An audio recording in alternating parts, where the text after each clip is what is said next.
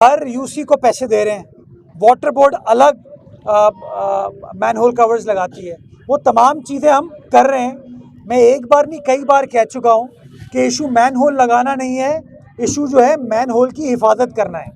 जितना फोकस आप सहाफ़ी हजरात इस निशानदेही में करते हैं ना कि मैनहोल नहीं है, अगर हम इस बयानिए को किसी तरीके से क्रिएट कर लेना कि मैनहोल जो चोरी हो रहा है, कौन लोग चोरी कर रहे हैं, कौन हम में से वो शरारती लोग हैं जो उसको चुरा रहे हैं, तो मैं समझता हूँ बहुत हद तक चीज़ें जो है ना इंतज़ामिया के लिए आसान हो जाएंगी। मैं कतई तौर पर ये नहीं कहना चाहूँगा कि कोई यूसी जानबूझ के मैनहोल को खाली छोड़ती है। बेशक जमात की यूसी हो, कोई टाउन कभी नहीं चाहेगा किसी का नुकसान हो।